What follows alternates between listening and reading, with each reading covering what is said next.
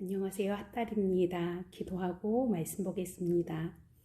하나님 감사합니다. 말씀 앞에 오늘도 불러주시고 인도하시니 감사합니다. 성령님 조명하여 주셔서 이 말씀이 우리를 살리고 소성케 하는 능력의 말씀이 되도록 붙들어 주시고 오직 예수만 붙드는 저희가 되게 해주세요. 예수님 이름으로 기도드렸습니다. 아멘.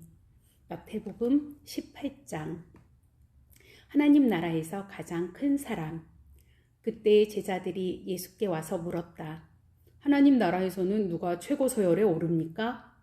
예수께서 그 대답으로 어린아이 하나를 불러다가 방 한가운데 세우고 말씀하셨다. 내가 단호하게 말한다. 처음으로 돌아가서 어린아이처럼 다시 시작하지 않는 한 너희는 천국에 들어가는 것은 고사하고 천국을 보지도 못할 것이다. 누구든지 이 아이처럼 꾸밈 없이 순진해지면 하나님 나라에서 높은 서열에 들 것이다. 또한 너희가 나를 생각해서 어린아이같이 사람을 받아들이면 곧 나를 받아들이는 것과 같다. 그러나 너희가 그들을 괴롭히고 못살게 굴거나 그들의 순전한 믿음을 이용하면 너희는 곧 후회하게 될 것이다. 그럴 바에는 차라리 너희 목에 맷돌을 달고 호수 한복판에 빠지는 편이 낫다. 이 어린아이처럼 하나님을 믿는 사람들을 괴롭히는 세상에 화가 있을 것이다. 그렇잖아도 괴로움을 피할 수 없는데 너희까지 더 힘들게 할 필요는 없다. 만일 그렇게 한다면 그날이야말로 너희 최후의 날이다. 내 손이나 발이 하나님께 방해가 되거든 찍어내버려라. 손이나 발이 없더라도 살아있는 것이 두 손과 두 발을 보란듯이 가지고서 영원히 불타는 용광로 속에 있는 것보다 낫다.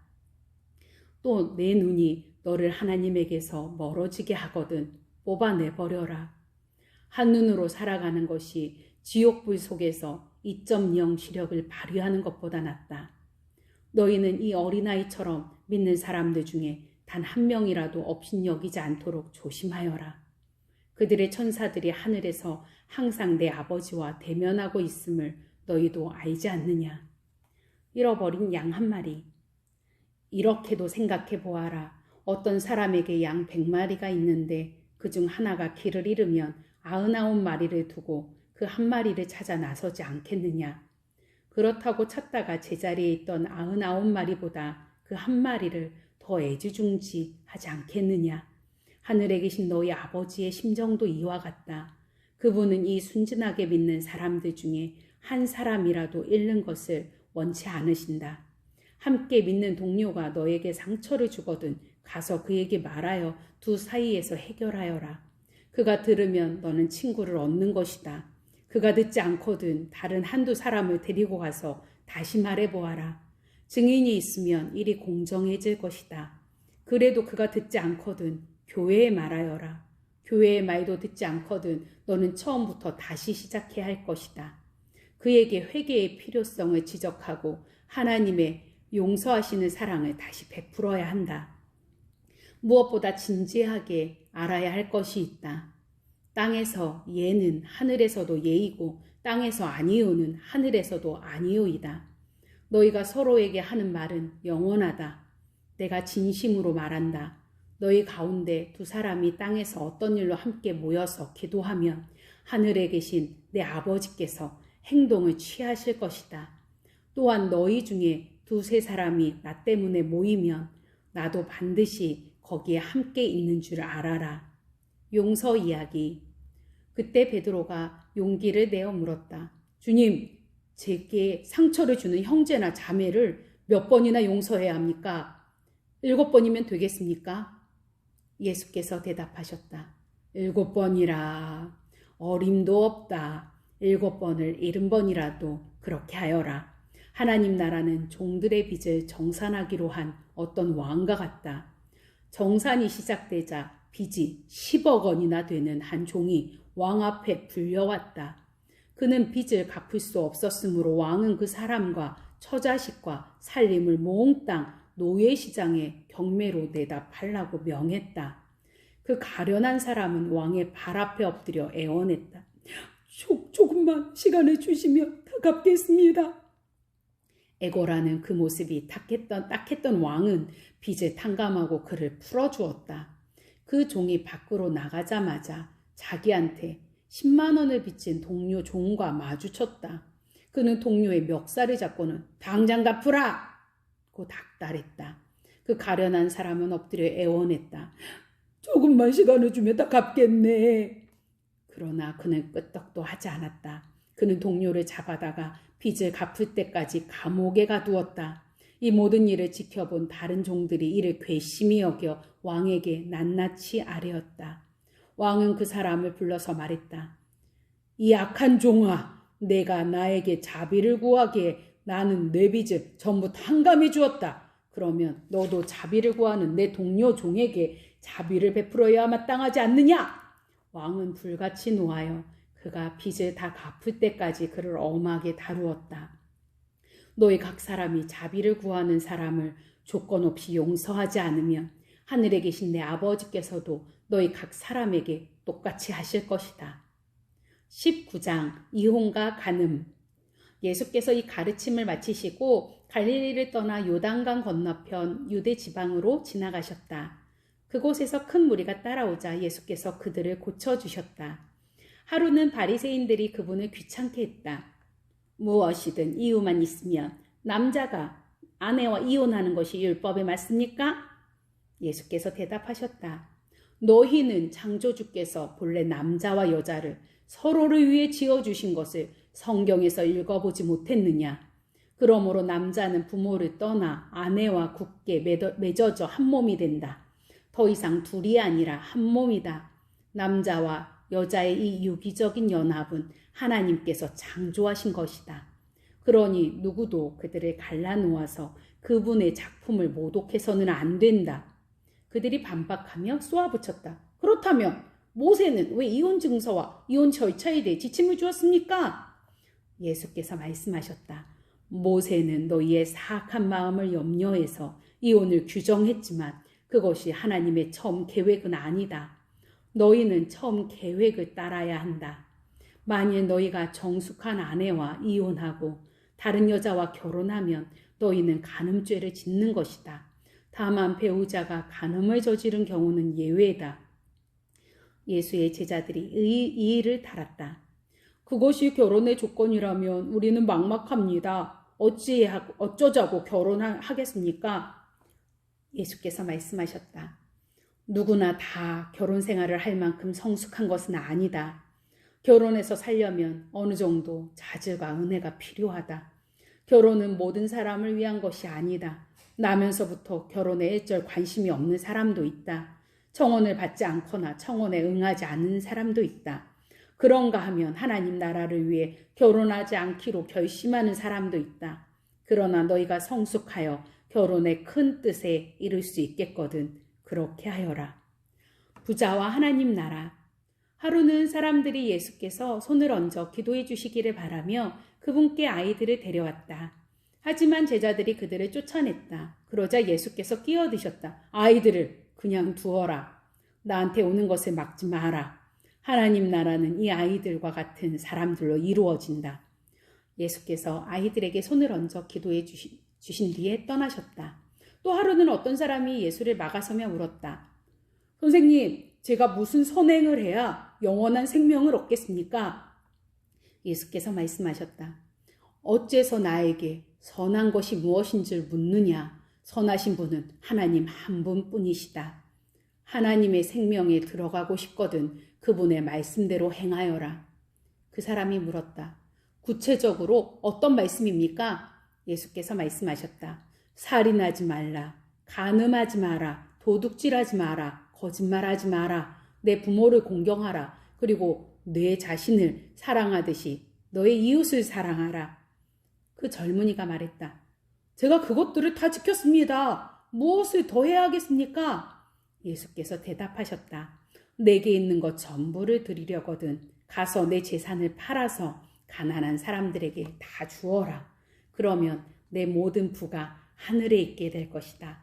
그런 다음 와서 나를 따라라. 그것은 그 젊은이가 전혀 예상치 못한 말씀이었다. 그는 기운이 쭉 빠져 예수를 떠나갔다. 그는 많은 것을 움켜쥐고 있어서 차마 그것을 놓을 수 없었다. 그가 떠나가는 모습을 보며 예수께서 제자들에게 말씀하셨다. 부자가 하나님 나라에 들어가는 것이 얼마나 어려운지 아느냐. 내가 너희에게 말한다. 부자가 하나님 나라에 들어가는 것보다 낙타를 급히 몰아 바늘길을 통과하는 것이 더 쉽다. 제자들이 망연자실했다. 그러면 어느 누가 가망이 있겠습니까? 예수께서 그들을 유심히 바라보며 말씀하셨다. 너희 힘으로 해낼 수 있다고 생각하면 전혀 가망이 없다. 그러나 하나님께서 하실 수 있다고 믿으면 얼마든지 가능한 일이다. 그러자 베드로가 맞장구를 쳤다. 우리는 모든 것을 버리고 주님을 따랐습니다. 그래서 우리가 무엇을 얻겠습니까? 예수께서 대답하셨다. 그렇다. 너희는 나를 따랐다. 세상이 재창조되고 인자가 영광 가운데 다스릴 때 나를 따르던 너희도 이스라엘 12지파를 시작해서 함께 다스릴 것이다. 너희뿐 아니라 누구든지 나 때문에 무엇이든 집과 가족과 땅을 희생하는 사람은 모든 것을 100배로 돌려받을 것이다. 영원한 생명을 덤으로 받을 것은 말할 것도 없다.